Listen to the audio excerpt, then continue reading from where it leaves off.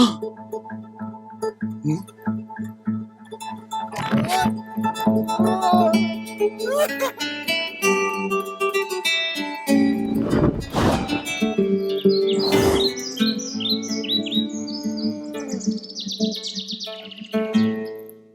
guys, I hope you're doing great out there. I'm coming to you from the outdoors today in beautiful Portland, Oregon, and I want to discuss something very basic this week. What does the word religion mean?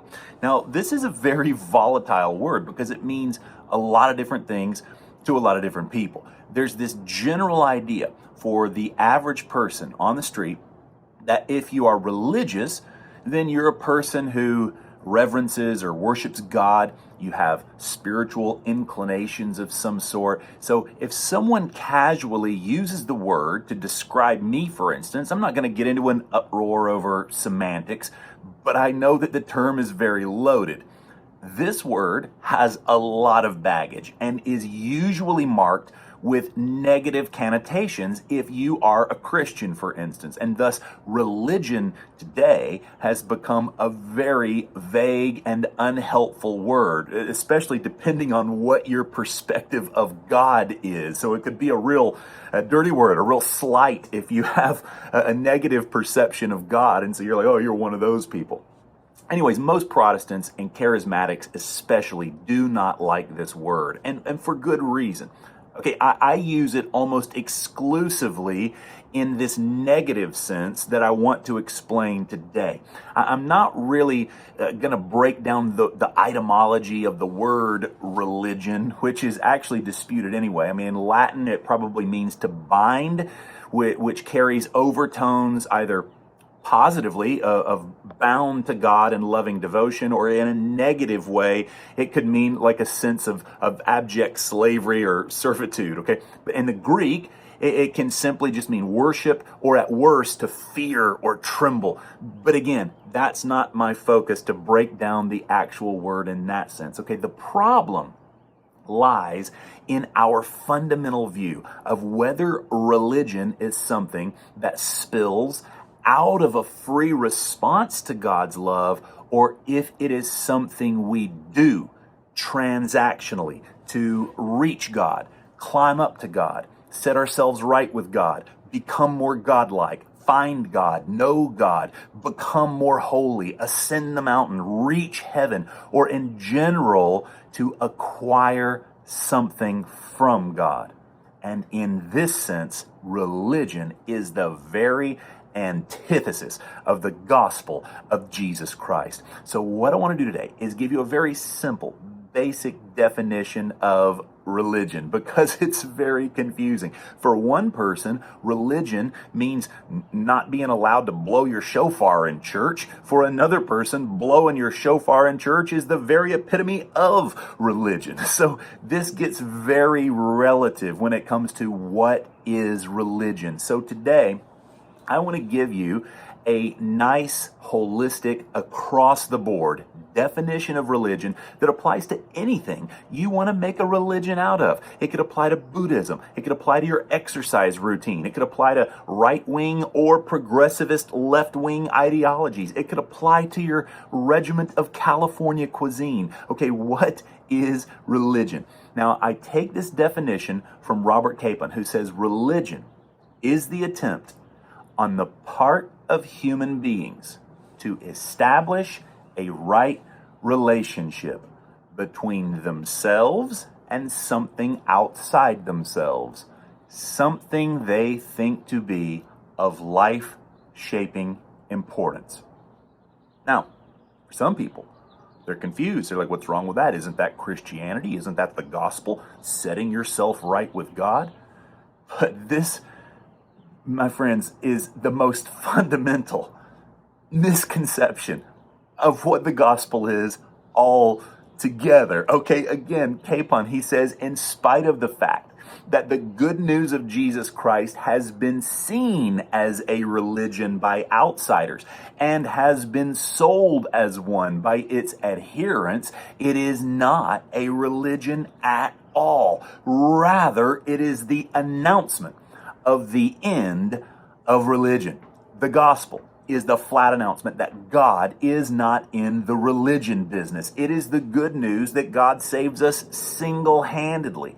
The true concept that Christianity is not only no religion, but it is hanging a closed sign on the shop of religion, because religion builds an entire industry on the concept of separation from God and re-bridging that gap in some way, or filling in the gaps of what God himself couldn't accomplish. The good news of Jesus Christ is that God has already come close and has already achieved our union with him, achieved favor and salvation in him and with him without any effort of our own.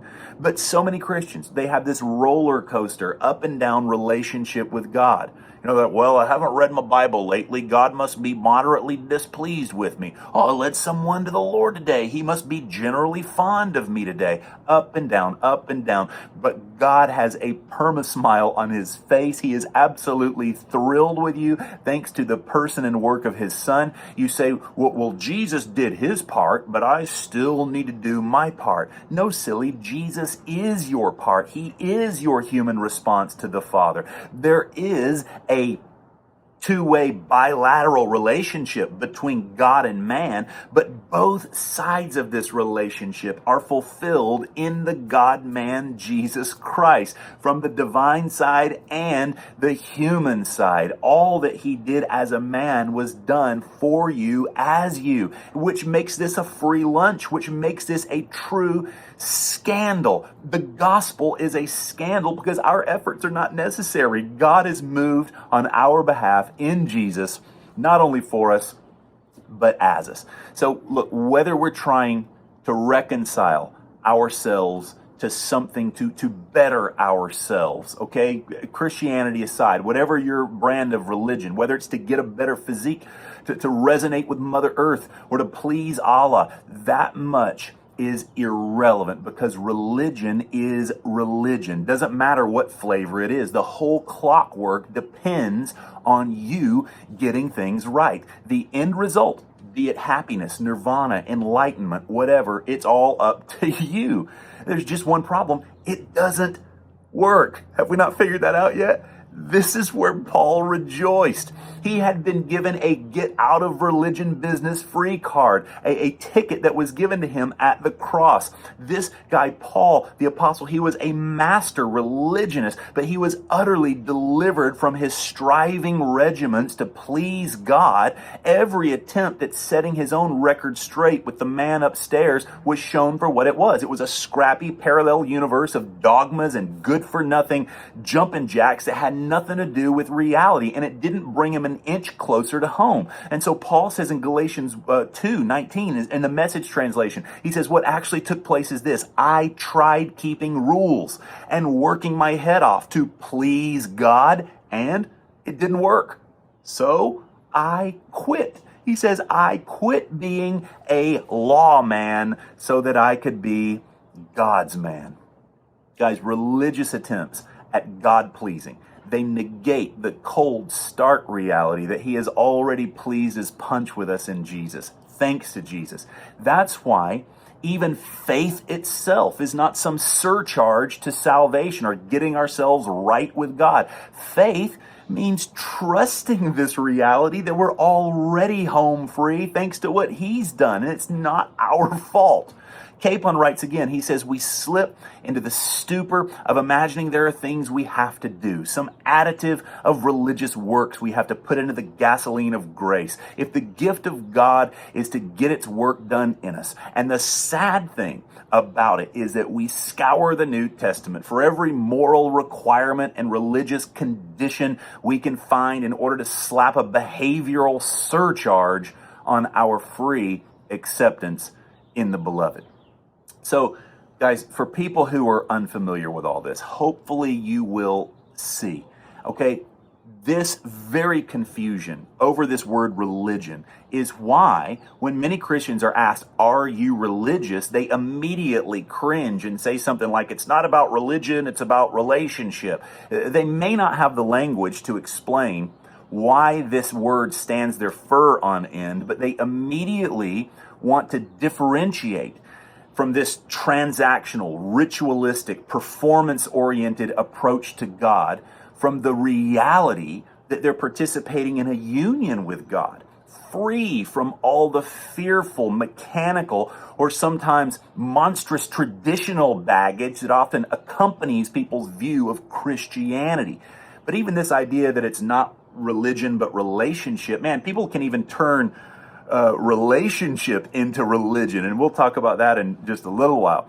Look, because yes, we want to serve and live and flow out of the love of a godly life, but this is a response to God's love, which is a far cry from religious attempts to get right with God or jump through a bunch of churchy hoops to get ourselves in good position with the big man upstairs. And for this reason, the demographic of those who call themselves spiritual but not religious has increased by leaps and bounds today, along with people's distaste for what's commonly called institutional religion, which usually means just worshiping in a building. And the statistics have soared in recent years of those often called the nuns and the duns, who consider themselves not affiliated with any particular denomination, or they're done with religious church life. And it's actually sad that so many have abandoned church, as defined as a community of believers,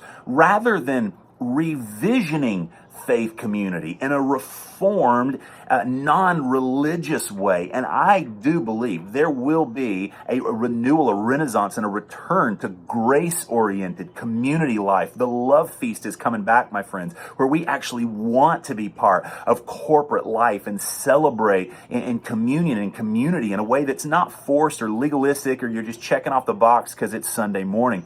And it's going to be centered around Jesus and what he's done, rather than our humanistic duty to help him out, as if he's impotent, as if the gospel was for naught and he needs us, Christian soldiers, to finish it. Look, on a side note, I believe some of this will ironically incorporate a return to ancient liturgical aspects of worship, where we're not trying to recreate some weird experience every week, but we're just getting into the word and the rich treasury that's been handed to us from the church fathers, where we gather around our foundational creeds, which actually are not legalistic at all if you read them the right way. I know that creed and liturgy don't immediately appeal to many charismatics, but I'm telling you what, out there, that the world is looking for something with roots and an ancient authenticity. And guys, you have to understand the reason why charismatics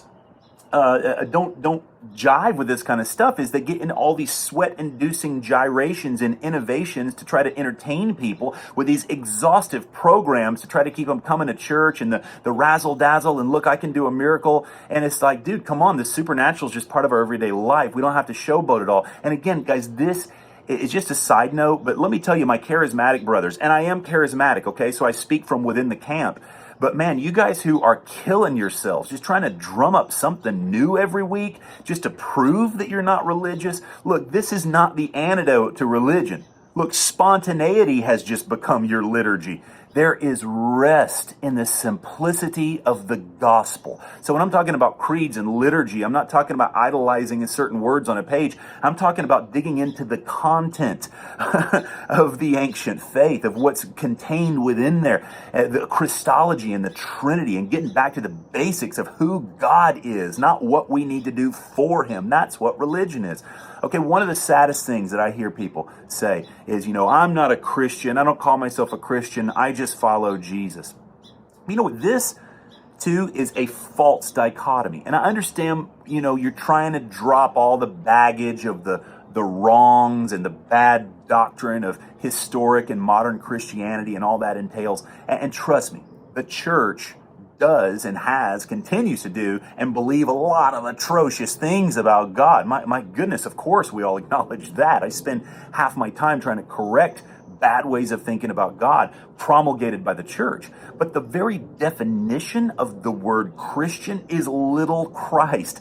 It is the Christ-oriented life. Nobody really has a problem with Jesus. Most unbelievers don't really have a problem with Jesus. They just don't like his followers. So let's not be so quick to dump important terminology that defines us, but rather let's redefine that terminology back to what it originally meant. I mean, we are his hands and feet on earth, and there is nothing we did to earn or attain that. It is not our fault, okay? No religious additives necessary for that. So look, before we close, let me just say something about what we might call true religion in the most positive sense of the word, which is actually barely mentioned at all in the New Testament. Jesus Christ himself most definitely takes the concept of religion and flips it on its head. He tells all the professional religious guys of his day that none of them know God. John 1:18, he declares, no one has ever seen God. The only God who is at the Father's side, he has made him known. So their religious grasping at knowing something about God and becoming experts in his ways were totally futile, Jesus says, because Jesus alone reveals God. Because he is God. Karl Barth, he says of religion, he says, because religion is a grasping, it is the contradiction of revelation. What does that mean? See, God is not discovered by the religious mind of man. God cannot be discovered. No, rather, he reveals himself. He did that by coming down to us on our own ground, in the flesh, in Jesus Christ, which takes the wind out of all our efforts to climb up to him. He is God incarnate who came to show us what God is really like. Jesus is the one and only revelation of God, contrary to our religious attempts at divine understanding and becoming gurus and experts. Karl Barth continues to say religion is the concentrated expression of human unbelief, i.e., an attitude and activity which is directly opposed to faith. That is amazing. So Karl Barth actually says religion is unbelief. That's what religion is. It is man's epic and fatal activity of unbelief in the person and work of Jesus Christ, which has him running in his hamster wheel to try to reaccomplish and attain and figure out what Jesus has already done. It is man's feeble but defiant attempt to know and speak for God. But revelation, on the other hand, what God has revealed in the Son, this stands against this. God himself stands over and against all our human attempts to explain him. God is not figured out. Again, he reveals himself. I mean, even John Calvin, he says, the knowledge of God, as it is now among men, is nothing other than an abhorrent source of idolatry and superstitions. So Jesus flips our ideas about God on their head, but he also flips our concepts of religious activity on its head. So when it comes to even defining religion in the best sense, in a positive way, say of loving and serving God, Jesus is radically subversive when it comes to this notion. Jesus sums up the entirety of the Jewish law with all of its regulations and rules and rituals, and he boils it down to a simple, redacted summary of the entirety of the law. He boils it down on the Sermon of the Mount. That's what the Sermon of the Mount is. It's Jesus' commentary or summary of the old Jewish law. And what does Jesus do? He strips away all the external bells and whistles of what you eat and where you walk and what days you sit down that the Pharisees seem to be performing perfectly, and their little outward hands were as clean as a religious whistle. And he takes it down to a heart issue in which they were all failing. He says, forgive your enemies. Who does that? Love one another. Who can pull that off? Don't lust in your heart. Don't murder in your heart. Do not covet. Do you see the subversion here? It's not about your activity, but it's about your heart. And we further see this upheaval, this overturning of the religious tables on their head, further in the book of James, where we get the only real definition of the word religion in the entire New Testament. It has nothing to do with ceremonial performance and lighting the right candles, but James says religion that God our Father accepts as pure and faultless is this: to look after orphans and widows in their distress, and to keep oneself from being polluted by the world. So guys, if we're going to take any positive look at outward religion, it's caring for the least of these, the poor, the downtrodden. And here is the proper beneficial definition of religion in terms of action, by which we live out of this gospel reality, okay? So we're not doing good things in order to please God, but because God's pleased with us, of course, we get to live and participate in his goodness. But it's subversive. It has nothing to do with prayer and singing Christian karaoke songs at a screen every week or whatever. But even then, the dirty side of religion can kick in.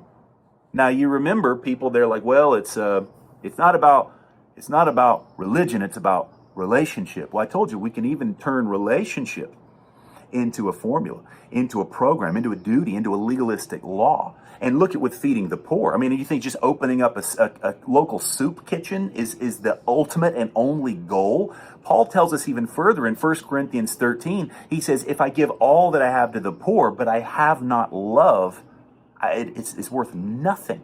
So there's still this appeal, above all, not to the actions, but to the heart. But here is where so many Christians, especially of certain stripes and denominations, they actually reverse this formula, and they cobble together a formula of trying to get closer to God, trying to please God, trying to love God, with all of this soul searching and internal striving to get their hearts right with God. And so they go internal. They're not so much focused on the outward actions, although that's important, but they say, okay, the Sermon on the Mount, it's about loving God and man. So they make this internalized, hernia-popping effort to love God more. But listen, this doesn't work either, okay? When asked to summarize the law by a lawyer, Jesus says, love God with all your heart, love your neighbor as yourself. So when it comes to commands, laws, actions, that's the best rule that there is, love God. But guess what? This is still his summary of the law. And does law save you? Do rules and regulations save anyone? No, you can't pull it off. That's the point. There is something infinitely more important than loving God, and that thing is God's love for you. The only reason we can even love him to begin with is because he first loved us. Your number one task is to be effortlessly, passively an object of love. Now, what does religion have to do with that? It is about drinking in his love, and it's only in drinking him in, who is the source of all love, that you have any love to give away to begin with. So even our love for God is not salvific in terms of getting closer to him. No, loving God is the only appropriate response that emerges effortlessly when we recognize beauty, when we recognize his splendor and his grandeur. You cannot help. It is irresistible. Our hearts, by realizing his infinite, unending, relentless love for us, become inflamed to love him back, because we see him as he truly is, without the clouded lens of religious filters and man-made ideas. Jesus' whole point in the Sermon on the Mount is to frustrate you, to realize you can't do this, inwardly or outwardly. Our hearts are in need of a transformation that only he can give. And this is the gospel reality, that only he can and has provided a new heart and a new identity. He was pointing to the futility of our religious efforts and the futility of our condition to be able to better ourselves, a problem which only he could fix. And it was something that reached a fulfillment on the cross and in the resurrection, when he took away our old self and brought the new. You can't fix yourself. Jesus didn't come to fix you. He came to kill you and raise you from the dead, make you new, and he did that single-handedly in his own vicarious death and resurrection. He took the bullet for us. That's the scandal, man. It's not about just this self-denial all the time that religious people tell you. It's about Jesus carrying our cross, him denying self on our behalf so that we enter into this effortlessly. And does that make us want to be selfless? Absolutely. Does it make us stop being Uncle Scrooge? Of course. But the fact of the matter, it's all rooted in what he's done, not our religious efforts to appease him. Okay? So all that to say, and I'll wrap it up. For some zealous camps who eagerly emphasize cleaning up your heart, striving to submit your willpower, constantly hammering on the need for your decision for Christ on this internal level, who love to command to love in a way that's burdensome, and it just generates guilt and self-deprecation because you know that you don't love enough. Well, these people, you see, that's a whole brand of religion in itself. They, however, would see religion as associated with people who superficially observe ritual. Like, for instance, they would bash people in the Catholic camp because they would think that Catholics just go through these outward motions, gesticulating the sign of the cross and lighting their candles and saying their ritualistic prayers. So a lot of evangelicals and a lot of charismatics, they say, well, that is religion. Because for them, religion means just going through these outward motions, but not having the fervent passion that they themselves alone possess. So is religion being this nominal hypocrite who just goes through the outward motions? Or can the zealot, with all of his internal strivings to get closer to God, well, could he be religious too? Because isn't he forsaking the very first and most fundamental Christianity 101 doctrine of the faith, that salvation comes by Jesus alone? Not your response to him, not your works, not your efforts, even internal ones. If you're banking on your emotional fervor to add some God points to your account to generate love, then rest assured, you too are religious, my friend. And in fact, it could be the worst kind. Because remember, the Pharisees, they were also zealots, but theirs was a religious zeal without a knowledge of the grace of the gospel and the finished work of Christ. That's what Paul said. Now, as important as loving God and others is, it is a fruit of resting in God's unconditional love for you. And if this sounds lazy, so be it. But that's where you need to start over again, because you need to rest. And the flavor of faith is rest, because you've been striving for something that's already yours in him. And I tell you what, at the end of the day, the gospel is the only thing that works. I will say this, for all of their loud yapping against the evils of religion, the Pentecostally charismatic church and many evangelicals of every stripe are dumbstruck and blinded by the Galatian bewitchment, which is doing something, even if it's just internally, to get closer or get more of a God who's already poured himself out completely in Jesus. It denies the cross, as if Jesus didn't pull this off single-handedly. And while they say they don't focus on external ritual, usually these zealot circles, it's through the mundane disciplines that people get caught up in the very same thing. Prayer, fasting routines, etc. Disciplines which seem innocent enough, but quickly become the subconscious indicators of how we gauge our own spirituality. In other words, we're appealing to our own spiritual activity rather than to the finished work of Christ to define our identity. That's religion. So in summary, someone who is very dedicated in, let's say, emotion or lifestyle in their faith. Think of a Pentecostal or an Amish, okay? They would say a Catholic popping in to take communion once in a blue moon is religious. But what they really mean is that person is hypocritical, okay? But the rest of the world would look at the Pentecostals and Amish and they'd say, look, you guys are the religious zealots. Now, does the gospel solicit a very fervent, passionate response in our lives? Yes, and 1,000 times yes. I'm not coming against fervency. I'm not coming against passion, believe me. But we can get lost in a sea of subjective religious trappings in this area.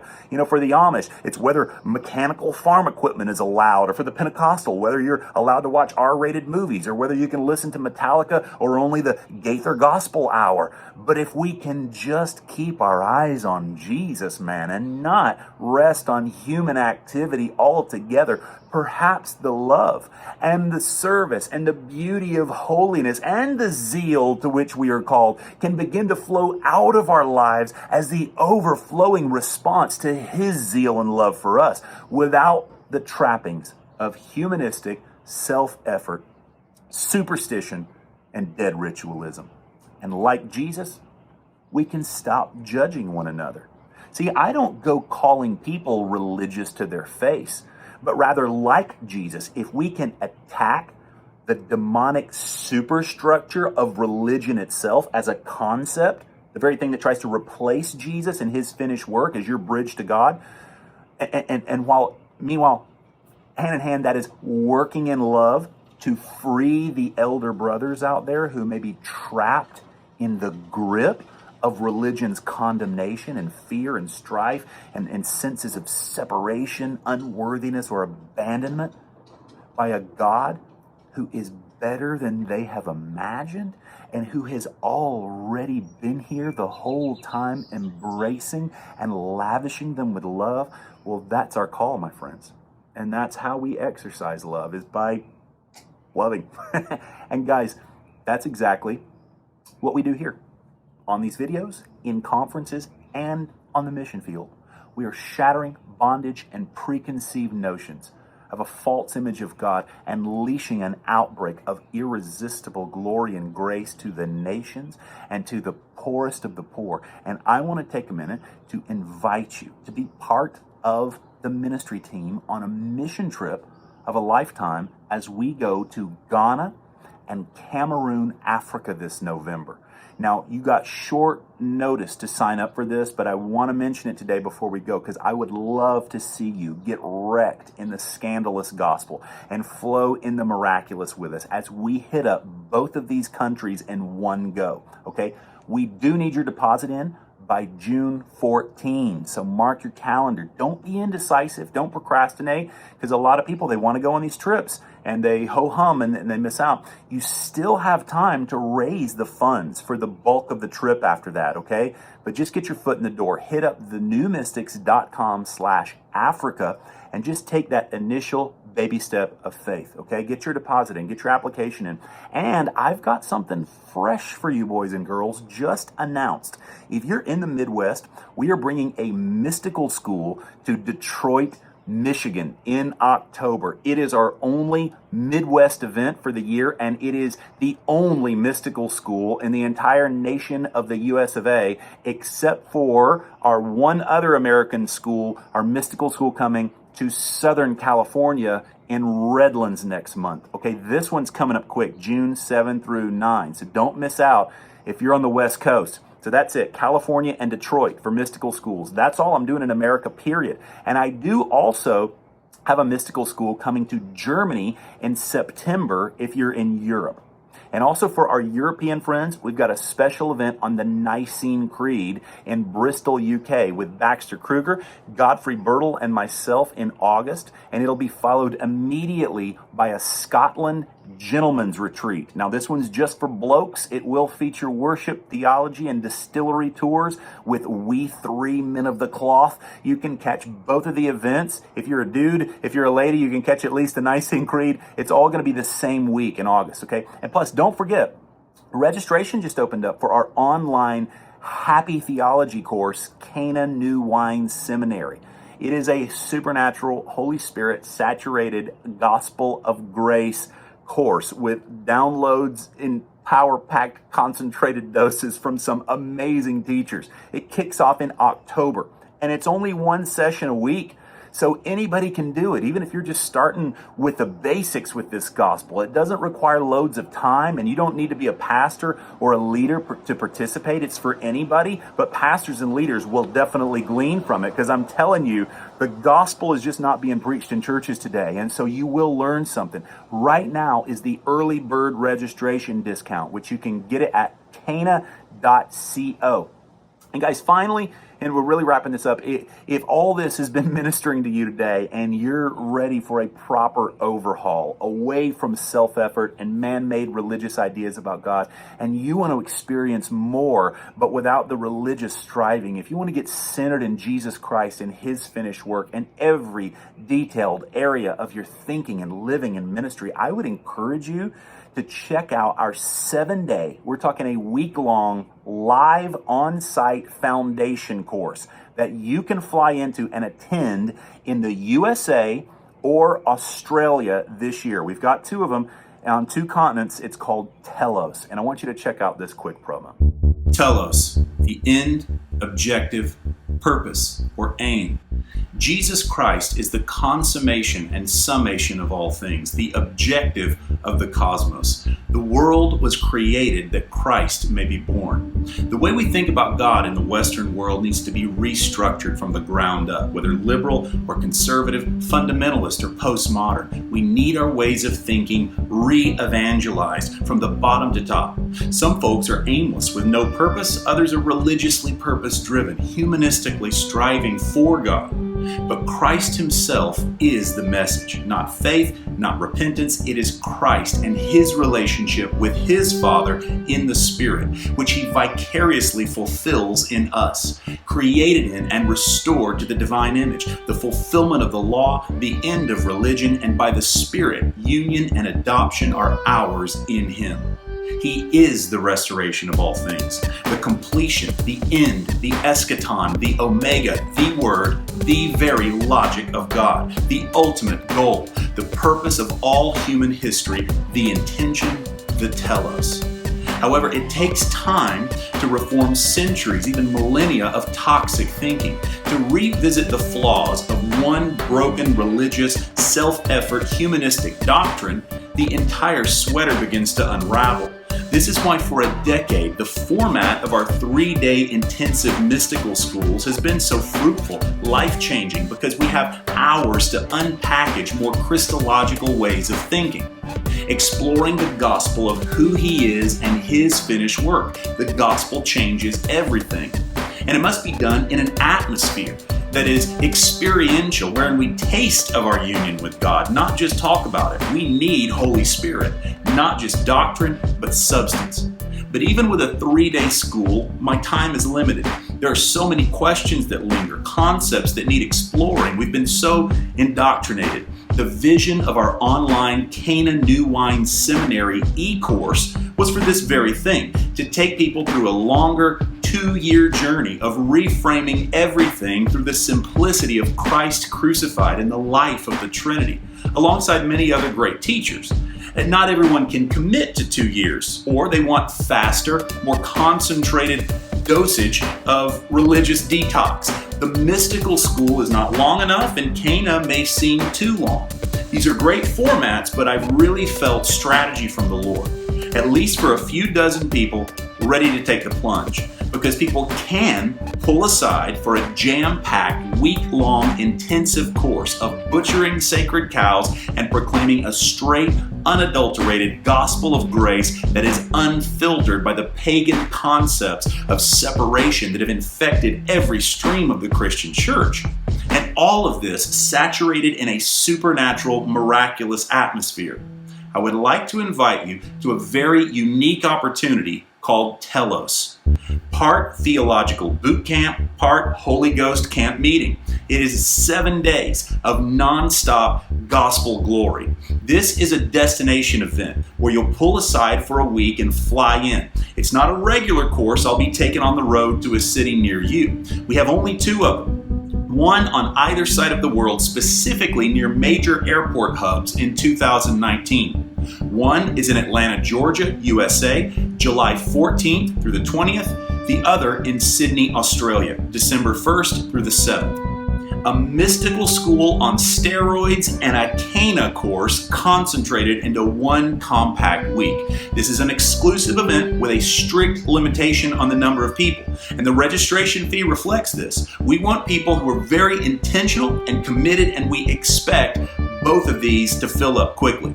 Maybe some have done Cana or a mystical school, but they want a fine-tuning. They want a Holy Ghost reunion with other gospel drinkers. Maybe you are new to a finished work perspective. I'll have 7 days to unleash a full barrage of everything I have, bringing us from a darkened mindset of separation to the awareness of our reality of a union with God. This will be revolutionary.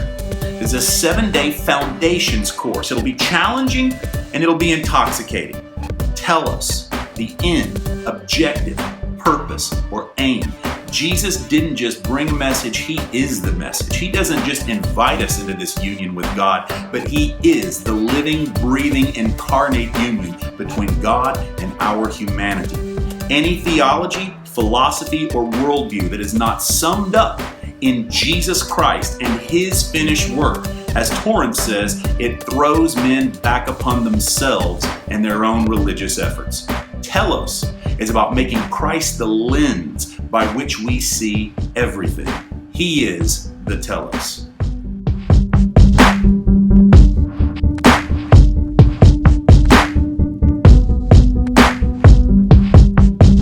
Sons of Thunder runs on partnerships and generous contributions from people like you.